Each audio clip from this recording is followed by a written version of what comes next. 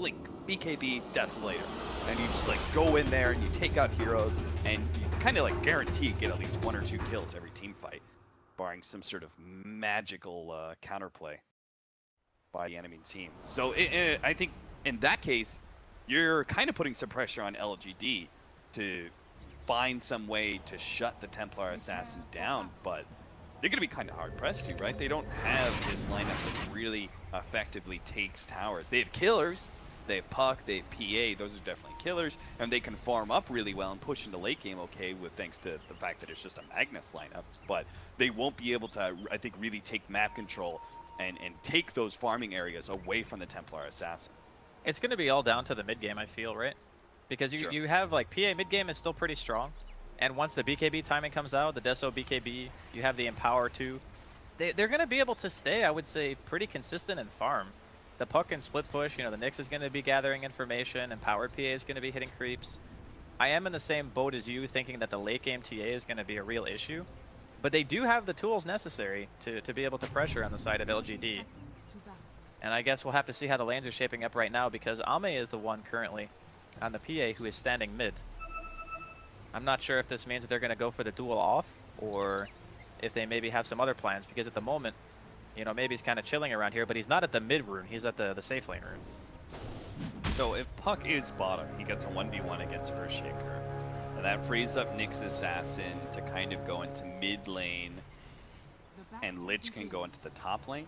Is that how you're thinking? You thinking the same way I am? 2-2-1 scenario? Most likely, I think, is what is going to transpire. And just having that, the favorable matchup for the Puck is nice. You know, you're still going to get a little bit less EXP because Victoria might be hanging around a bit, but as long as you don't really have to worry about the TA getting out of control. This is like the anti-Sumail strat, right? You just send the Lich mid. He's already taken one range creep away, and between the range harassment of Yao and the dagger harassment, Sumail is not going to be able to rely on refraction very much, even when he does get level 2, because currently he's rocking just side blades. Level Bottom 1, trying lane. to keep his distance. Trying to go in, Zai gets quite low for a successful impale from Victoria. Jeez, look at Sumail, man. He's going to have to blow through his healing salve already. Well, there's not really much you can do about it. I mean, he's just lucky that Stifling Dagger is not the old Stifling Dagger, where you could throw it from like max range at level 1. Yeah. Nowadays, it scales up in overall distance, so he actually has it a bit easier. Yao, thanks to sacrifice, gets level 2 before Sumail does. I guess about the same time. Oh, interesting that he opted to get armor. Oh yeah, I really thought he was going to just get the nuke and just continue to press Sumail against the wall. Yeah, right, because Frost Blast is 2 instances of damage. There's like a single target portion and then a AoE portion. Yeah. So it hits twice. It's actually very good at breaking through refraction. And considering they already have enough ways to burn through the refraction, the nuke itself, like right now, would be huge. Slows down Sumail, gets a lot of damage in, but gets the armor just to kind of secure Ame a little bit more. It takes a lot less harassment in the side blades. So, they're still going to win the lane pretty handedly. yeah. There's not really much Sumail can do about it. Wait, side blades is pure damage, so Yes. does it really help out that much? Well, it helps if you are getting directly attacked. Like if Yao wants to walk up to the high ground and start trading, it's going to help. But if you're just getting hit by side blades, yeah, it doesn't do anything. Old 11. Somehow he's managed to pull the creep wave back here. It's farming right next to his tower. That's a pretty good thing. The offlaner against Visage. Crit. While the creep wave is pushed in so heavily, he's going to roll on in, take that bounty rune away from the Magnus. Doesn't get himself to level 2. I'm kind of wondering when he starts heading to mid lane. It's just like Templar Assassin against this duo, especially with the armor. There's not a whole lot of opportunity to get aggressive. They can maybe kill the Lich if Yao ends up getting a bit too far forward. But other than that, like killing Ame is good luck. I mean, he can just save his Phantom Strike if he really wants to. Victoria tried to come in, but wasn't really in the range for an impale. He has gone level 2 mana burn. I particularly feel for the mid laners when you get like Templar Assassin or something, and like a Nyx Assassin comes in and just mana burns you. You're like, oh, that's one refraction. Well, there is one bright side for EG, even though the mid lane is going to struggle a little bit. It's the I can always fall back on my Ancient Stack strat because I'm TA. probably the best hero at killing Ancients besides like Tidehunter, you know, without the use of items. You can just kite it out, pop your refraction, and get your recovery that way. Earthshaker's having a bit of a rough time here in the bottom lane. He's completely out of health regen, maybe still has 2 tangos to work with. So Earthshaker's actually going to head out of here, and Zai will take over the Star. And all things considered, like, Sumail's still 14-4. It's not like the PA is like trashing his CS or anything. It's 21-9. Yeah, you would expect that Ame would be ahead in this situation, but it's not as if Sumail is even really getting forced out of lane. He's got the stick, so between the sacrifice, the ice armors, the frost blast, the daggers, he's gonna always have mana for refraction, more or less. Starting to play it around jungle. He's got 3 stacks of ancients. Start going through a hard camp right now. Oh, ooh, nice. Crit barely snags that regen rune ahead of Ame. Every little bit helps. Certainly. Yeah, and it kind of looks like LGD, maybe they're not winning every lane like handedly, but they are winning every lane, right? Like, I would say even top lane, this is kind of a win for Old 11. He's very close to Arteezy in CS, 16-5 compared to 21-4. You don't expect that out of your offlaner mode. I think a lot of it is just because the supports of EG can't really find a kill in a lane. Like mid, if Crit's sitting here soaking XP, it's probably the most efficient place for him to be. Because even if you roll in on top, there's a skewer. If you roll in on mid, if it's not the Lich, you know, Ame's gonna blink out. There's not a reliable place where Crit can go and find a real kill. And the other hero's a Pugna, so how is I gonna kill anybody? I mean, right now he's been stacking some Ancients for Sumail. But yeah, it's looking a little rough for EG and kill potential. Ame jumps forward, pushes Crit back even further, and will cut the creep wave as a result. Seems like LGD, like, this laning phase is great and everything, they just really have to make sure they maintain control. Oh, nice stun there. Impale lands on a Zai with Nuke coming in. They bring Zai very low, and Ame's just looking to be able to finish him up with a couple right clicks, but Sumail is here for a little bit of vengeance with a Bishop block. Maybe they can get Ame, but manage to make the leap over to Yao, and the roll is going to miss from Crit as a result. Great play by Yao moving forward to give Ame that blink opportunity. Nice movement there, forcing the reaction out of the offlaner as well. So Universe is going to have to hobble his way back towards bottom. Now this is a way, way better start for LGD than game number 1. I mean, they have just completely shut down the possibility of these rotations of EG really doing much of anything. Like Puck, PA, Mag, all with their own inherent escape mechanisms. There's just nowhere for Crit to go. Well, 11 almost has reverse polarity. So he can actually maybe set up a kill. Maybe support rotates to him. Maybe he rotates to mid or something. He hit level 6 before Arteezy did. It's kind of surprising. Yeah. It's the power of Empower denies. Universe in this bottom lane in some trouble. Boyle holding Universe in for a little while. Maybe not going to be able to chase that one down, though.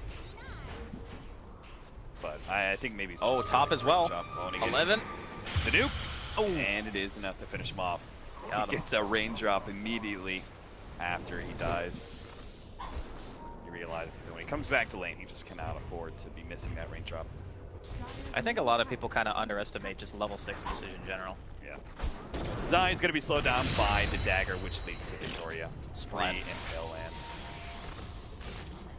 Well, here comes a little bit of damage on the tier 1 in the mid lane. LGD feeling themselves in this early game. Yeah, I really love the fact that like they're not just winning the lanes, but they're also pressuring these towers really early.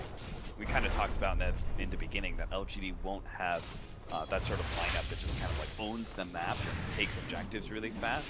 So the fact that if they can actually take some of these outer towers during the laning phase before EG actually get their team fight potential ready to go, I think that's a gigantic win, particularly when it comes to controlling the Ancients. Yao is going to be struck by the long-range boulder kick from Crit, helped out by the trap slow from Sumail and the familiar birds from Arteezy. And now we're getting to see the little bit of group up from Evil Geniuses. Same situation last time. Arteezy can sit in his lane, continue to farm away, but bring his familiars to these other lanes to gank for him. Situations like this, Victoria can't do anything to Crit. Those birds are like stronger than heroes at this stage, man. They do so much damage. And in the meantime, Zai's just continually been stacking. On the right side of the map, we have the Ancient stack. We've got the medium cam stacked as well. There's a lot where Sumail can look to that and go kill it. I mean, heck, the top Ancients above the mid tower are also stacked.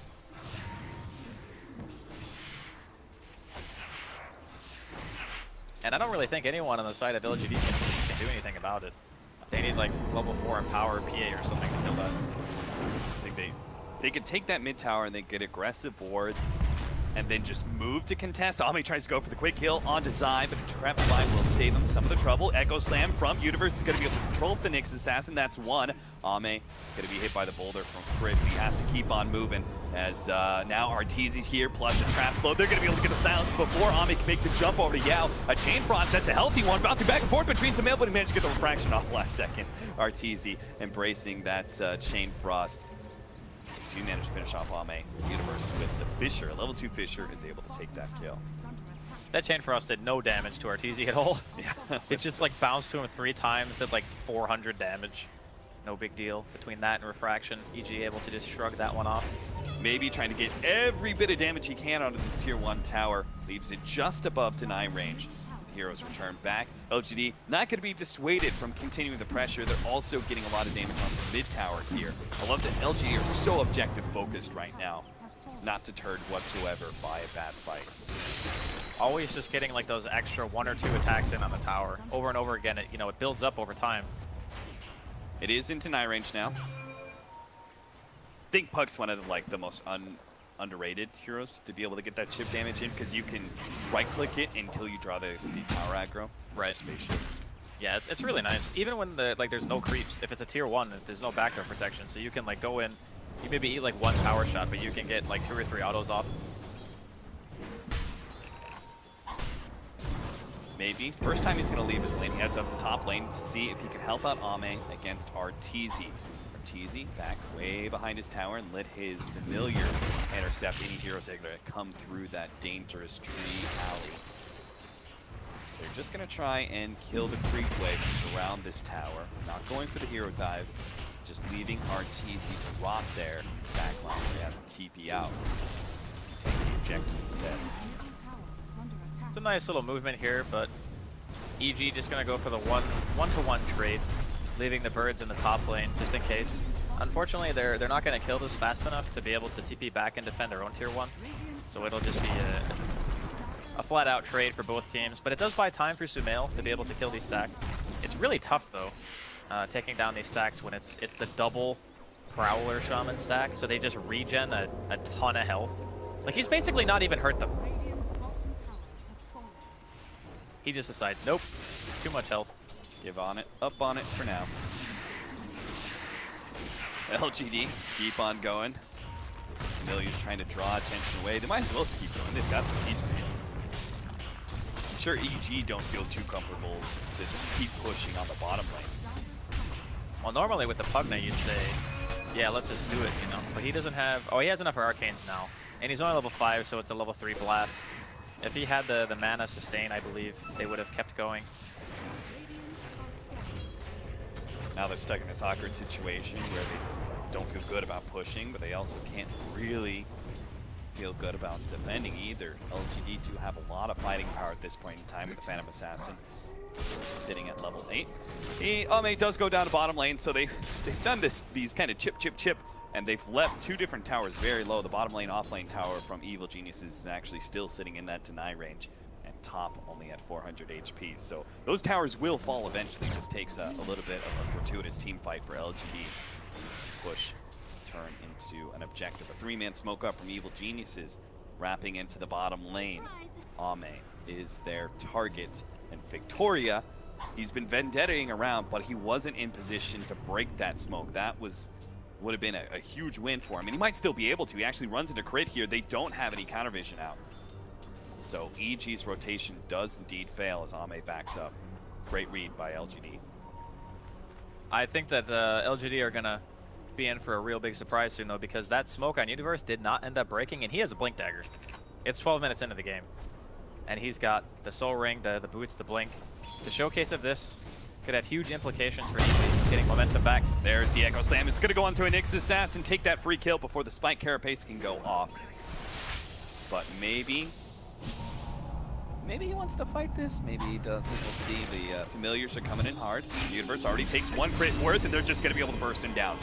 Now they try and back up, but the familiars is here with the silence, and the stuns are going to be able to control maybe for a really long time, but they do have the Chain Frost, and Arteezy could take it, but Zai cannot. It actually bounced over to hit crit as well, so maybe he's going to be able to get away a little bit farther, dodges some of that damage over time, and I think he's going to be okay. Ame just looks for his next victim. Now, he doesn't like fighting into Arteezy, but he really wants to be able to get on top of crit, but he just can't do it. He's going to have to back up. It's too much magic damage taking from these blasts. Victoria's coming in with his Vendetta, though. This hero is so hard to kill, man. Like, he's got the hood, the medallion. Saw this build in the previous match. So much armor and survivability on the Visage. You kind of have to throw the kitchen sink at that hero if you want him to die. Yeah. And that's why I think LGD just kind of avoided it, right? And just kill all the other surrounding heroes. Crit! Whoa, that was pretty fortunate, but he's still gonna die. Completely mana burnt out by Victoria. Looks like they'll finally claim the Ancient stack here since we have a bit of a lull in action on the map. Zai helping out, and by that I mean stealing the majority of the creeps. The thing is, when you have the double Prowler stack, they regenerate 40 health a second. It's so much that it actually takes a long time for even TA, who does a ton of physical damage, to be able to kind of chew through that. So LGD still with an incremental lead, about 3,000. Nothing to necessarily write home about, but I think the longevity of their lineup and just how much they're going to be able to do with the late game PA, Ame working his way towards that Desolator and having the Empower to fall back on, that's the thing that I feel EG are most scared of at this point. Two Initiators ready to go. Old 11 has a Blink Dagger. He's smoked up with may not have a Blink Dagger, but it doesn't really matter. Nyx Assassin are already set up on Arteezy. As you said, kitchen sink. That's what they got to bring over here. They are going to start the initiation before most of the team's over here, so Nyx Assassin is going to be stunned up by the familiars. I think that Vendetta healed him. Like, he took like no damage at all. He just casually walks away or floats or... So much damage reduction that you actually get healed. And it seems that way. Sumail is actually clearing through the enemy Ancients. He's so desperate to just farm away because he really wants that Desolator. That's one of the bigger peaks for the Templar Assassin. LGD are cutting out a larger part of the map for themselves. They've taken all those outer towers. They just need creep waves to push in. They'll own with 60% of this map. It's a very close game this time around. Both teams kind of have their points where they feel the strongest. Like right now, LGD having the level 4 Empower, the Desos finished on Ame, they got Blink on the Magnus. There's a lot of things that LGD currently have at their disposal to be able to take the fights to EG. Whereas, you know, last game, they had this anti-mage they were kind of consistently waiting on to get going. Smoke up here from both teams. Smoke is going to be able to run into Old 11. He's been silenced up, but he might just be able to dodge this long enough to get off the RP. Tries to position for 2, instead goes to the skewer back, and they actually just slay the Earth Spirit, maybe more. The dagger's going to be able to land onto Zai. Victoria's just going to go for the nuke. Spelled up, and Mana Burn will actually finish him off. That's only a level 1 mana burn cap. It was only level 1. Minus 201 mana, and then amplified by the fact he was still decrepified. It's not fun playing those squishy intelligence heroes against Nyx Assassin. There's just so many of them in the draft, Draskell. Man, I would not want to play Pugna against these heroes. Like, Puck is really good against him. The Nyx Assassin, obviously. If the PA ever gets Diffusal Blade, you just can't really live. Interestingly enough, though, Ame is going back to the Manta. I know that it's common for a lot of heroes playing around Empower to want to build stat-oriented items. But I'm kind of curious as to, you know, is Manta really going to benefit you as much as a BKB in these fights when you have to worry about things like Shaker and like getting stunned by the birds and all that other stuff? Because you can Manta off like Grave Chill, you can Manta off the Geomagnetic Grip Silence, which feels kind of nice, and the Yasha is definitely value for any melee hero being able to attack and stuff, but I'm wondering if the BKB wouldn't allow the PA to do more in the fights. A Vendetta is going to pop EG Smoke, and oh, again, they're a little bit late. Oh, Jesus, that's a lot of dust, and he gets off the Spike Carapace before any of those abilities hit him, so he bounces back a lot of the damage. Victoria is going to be slain by the Echo Slam, but that's full on commitment from Universe there. He's actually going to be hit by just a bunch of nukes from LGD, brought down, and the Coil also latching onto Sumail is going to be able to get that extra hero. The RP laid down onto him. Zai's going to go and try and get some life drain out, but the Chain Frost bounces around between the familiars and straight over to Sumail. Hits him again. Sumail just can't get away from all this. Now Arteezy, it's up to him to somehow win this, but I don't think it's possible. With two of their heroes down, LGD, they're just going to be able to hunt for more. Dagger comes up into Arteezy with the skewer back. You can be super tank. Oh, they're still going to ignore him. They're going to go for crit. Take him down. Leave Arteezy as the big, beefy dessert for dinner. He'll go down, and Ame and maybe just clean that team fight up. They're sitting at 10K and 8,000 net worth, respectively. Top two easily. Even get the extra kill with Zai. Maybe chase it all the way to the tier 3. Universe being a bit uncharacteristically greedy there, you know, going in for the solo Echo onto the Nyx. Yeah. Maybe they just didn't have enough vision of the enemy high ground. I guess we'll get to see it again, so. I mean, they did have that mid ward. Oh, this is a little bit later on into the fight. This is after they pretty much had already won it. I really like Almei's decision to just say, screw going for Arteezy until everyone else is dead. I think that's kind of how you have to handle the fights, because if you commit so much to the tankiest hero, and you kind of have this grouping up around the Visage, there's good opportunities for the Echo to come in, which obviously during that fight was down. But later on into the game, I'm kind of expecting some Universe Echoes that will be a little bit more fruitful than the one we just saw in the middle lane. Yeah, the Visage is just so tanky, and thanks to the ice armor, they can kind of ignore the damage of the birds as well. The familiars aren't actually just chunking heroes down like they normally do. That's the coolest thing about having a Lich on your team, when one team is so reliant on that core being able to burst you down with just sheer physical DPS, and you have ice armor and things like that. And later on, you know, maybe he even buys Solar Crest. It's a phenomenal item against Visage and TA, especially when you have one core going in, like a Phantom Assassin who really needs to be able to live long enough to get that crit. The Ward Sentry does spot Victoria here for crit. He's going to dive by himself into the Roshan pit. Victoria heads back over to top lane where Zai's trying to poke at it. He's going to wait for another blast. His Spike Carapaces. No, he just goes to the stun. Will manage to land it. Help him maybe. Honestly, there was no pressure to land the Impale there because maybe he could just practically blow him up all by himself. Yao's going to run into two here. The wards just ended up dying, but it was just long enough for them to be able to see Yao in position. Take that free support pick off, but they are going to be caught. Maybe he's gone straight over from top lane and immediately got into mid to catch the extra hero in the Earth Spirit. See if he can get any more though. So Old 11 moves forward with his Shadow Blade. He's so farmed though. Yeah. I mean, he sat in his lane and just farmed and farmed and farmed for a really long time. I suppose it's just going back to the general laning phase discussion that we had about how it was so difficult for EG to realistically move crit around the map and find success and get kills. Like, most of the time, he was just soaking EXP. Because that's all he could do. It's not really about how he played the game, it's just the hero matching up individually against the respective cores of LGD and how little that he can do to stop them from getting that farm. And a lot of that's being showcased here as LGD have accrued at themselves an 8K net worth lead in a 21-minute game. It's fairly substantial. For sure. And I'm looking at this. Most of this farm is just being put on Sumail. Carry us, Sumail, please. But he only has Blink Dagger and Desolator. BKB's just not going to be up anytime soon. So LGD's dominance of this part of the game, I think, is still quite strong. Like, barring an incredible initiation Echo Slam, I don't think they lose 5-on-5s really. Most likely not, especially considering there's no True Strike coming out from anyone but the support, or not support, but offlane Shaker. Yeah. It's really tough to deal with Ame. He's got a double damage here. Manta's finished.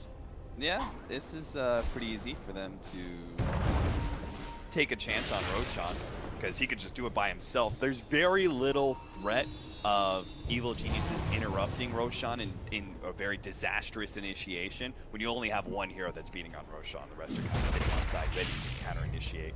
They're actually going to go for the 4-man smoke up here and back into the pit. There's still a trap there. Still a trap and birds, so they will definitely know something is up. Victoria doesn't have the Vendetta, so he's going to be revealed as a smoke comp. Universe starts moving forward. Oh my goodness. All right, well, thank God Medic Zai is there, but the RP! Old 11 spotted his opportunity to land onto 3. He's going to be able to grab RT as well with a Chain Frost bouncing around. That is all 3 of them dead. Universe's counter initiation was just nothing. He threw out the Fissure, but what a beautiful setup from Old 11 that just guaranteed won the team fight. Oh boy, that 1 second, you know, that tiny lapse in judgment where everyone's sitting on top of each other, and just instantly Old 11 is in there. Perfect reaction, excellent bait, secures the Roshan. LGD feeling pretty good about their situation. They're gonna walk down the middle lane, get some damage on the tier 2.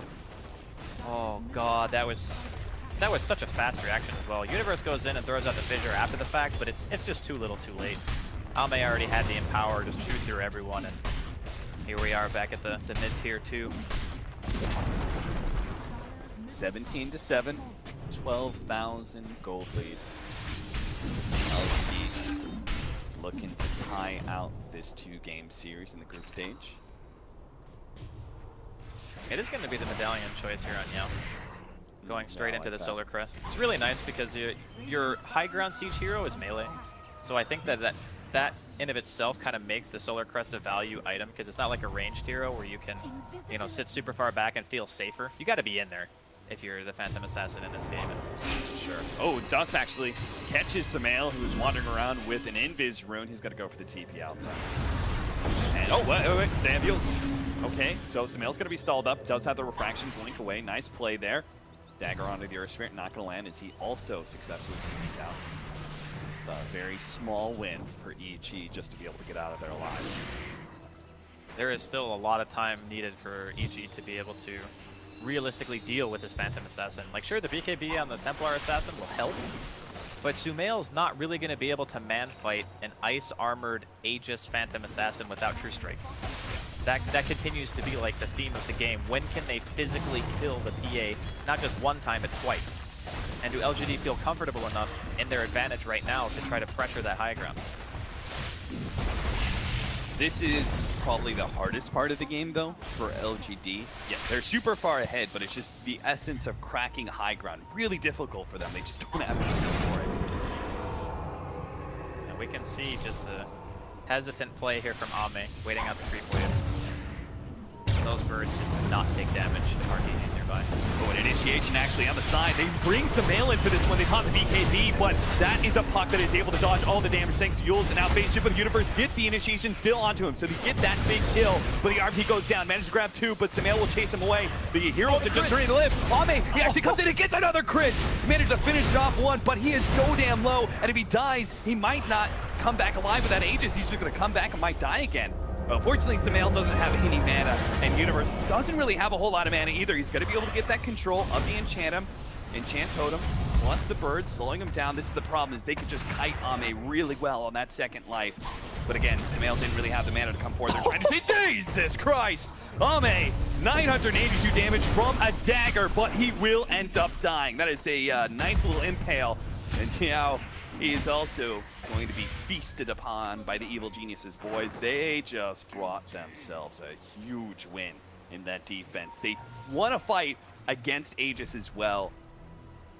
There's a 4,000 gold swing and 9,000 experience gain for Evil Geniuses in that fight. That was massive. Absolutely massive. Universe came in really big, getting the Echo that secured the kill onto Maybe. And I think the RP ended up baiting them into a fight where they didn't really want to dive that hard. So he sees it and he has Empower on and he thinks to himself, okay, I kind of have to go on this.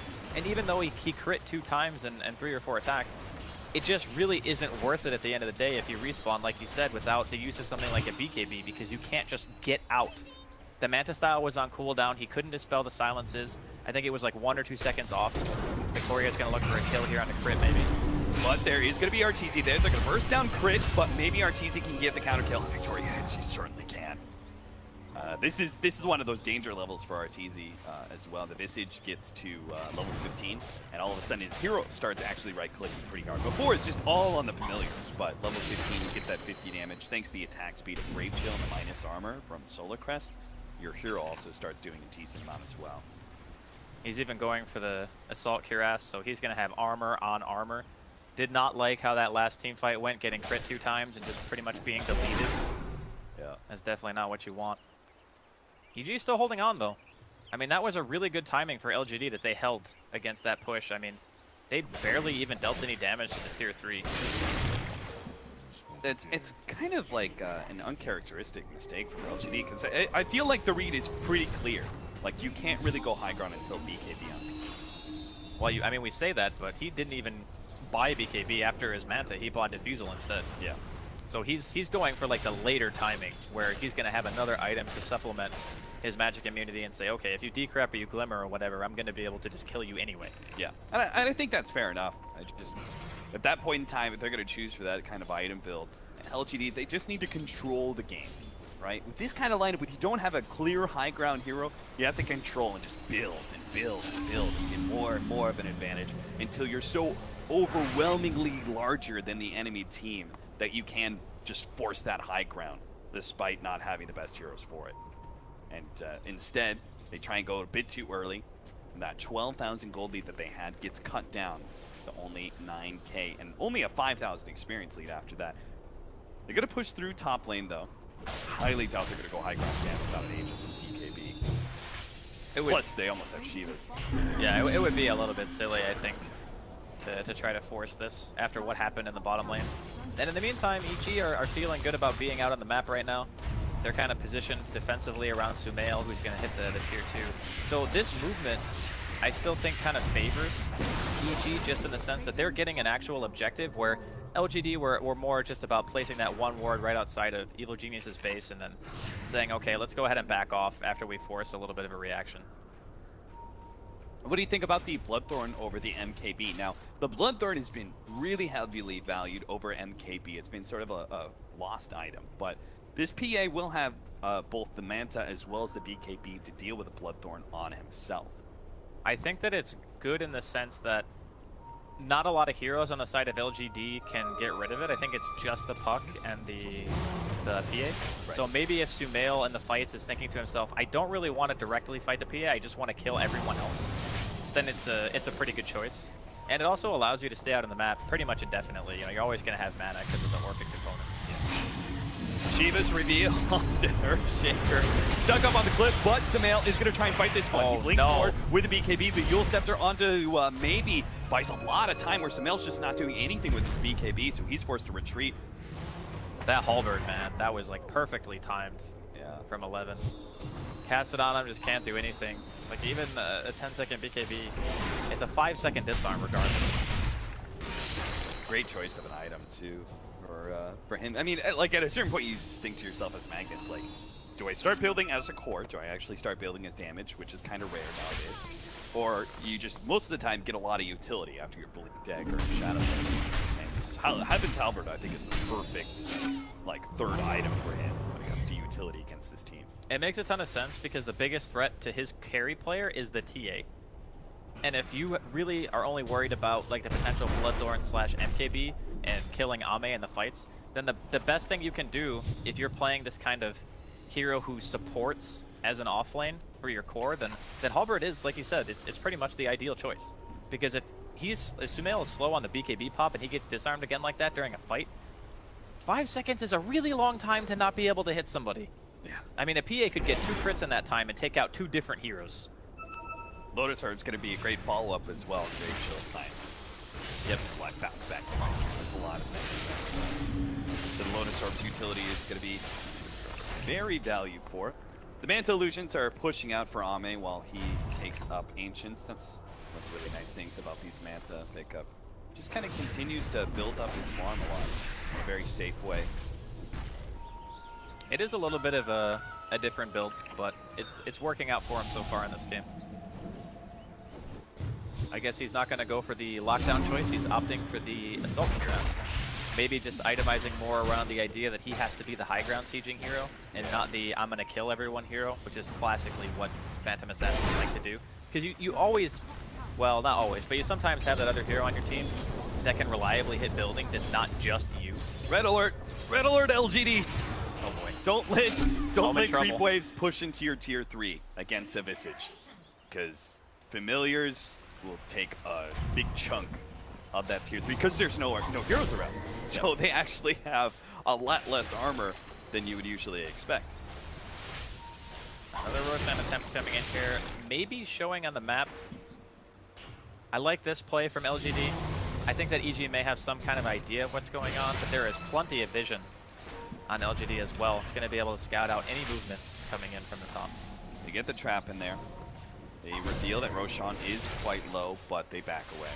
Gonna give up on that one. I think that's again, LGD really could be stymied by the high ground Riddle. So better to take the fight inside your own base, even if it means not contesting Roshan. Well, LGD have another problem too, I think, right now, is do you really want to push mid? Mid is so much harder. I guess only 2 of the 3 shrines are up right now, but yeah, I guess they're gonna go for the wrap and maybe just cut the wave bottom and try to make it so that it kind of pushes in on its own. Stand Familiars just keep on pushing out bottom lane. Maybe with the Shivas he can actually kill him. That's what I really love about the Shivas here. Resummon. RTZ resummon, well timed. Still forces something. EG, knowing that the puck is actually bottom lane, they're going to push out and see if they can catch somebody here. Universe, that is Blink. They're going to go for the Phantom Assassin here. They do manage to land the stun before the BKB, so he's just going to give up his first life. That's okay. He's going to come back with BKB and see if he can chase EG. Or EG going to feel like they can fight this one. He is actually going to blink forward and take the easier kill onto Yao potentially, with the trap slowing him down. Universe just going to hold on to his Shadow Blade here, sit on the back lines, waiting for his blink. If there's any sort of counter initiation like Victoria coming up here, RTZ, oh geez, Zame actually just blows up the Earth Spirit, but they do manage to get a jump in from Old 11. Unfortunately, he was silenced, so the RP is only going to be able to catch one, but it is RTZ. Ame will take that kill. Echo Slam, oh no, it's a little bit late. They do manage to get the stun onto Ame, which buys Samael a little bit of time, but he was Heaven's Halberd during all of that, so he just sat there and fell strike, and now he's going to be surrounded by far too many heroes. LGD will actually take 4 of Evil Geniuses, only losing their Aegis and their Lich. That is the danger of pushing out of Evil Geniuses outside of your base. He did 7,300 damage during that fight. I thought for sure EG was just going to take that Aegis and then back up. I think they wanted more because they knew that the puck wasn't there at the start. I think that's why they felt confident in being able to kind of push that a little bit farther, but man, were they just dead wrong. And now LGD coming up middle lane, still have Chain Frost. Got that cheese in the inventory of Ame still on the Phantom Assassin, so this is very difficult for EG to justify buying back on these 2 heroes. The respawn's so low, I think you just have to let this die. Yeah, without TA, I think it's not possible for them to win a fight against LGD, so. Things look so promising at the beginning of that. They get the Bloodthorn on Ame into a stun lock, so he's not able to Manta or BKB. They get the Aegis with relative ease.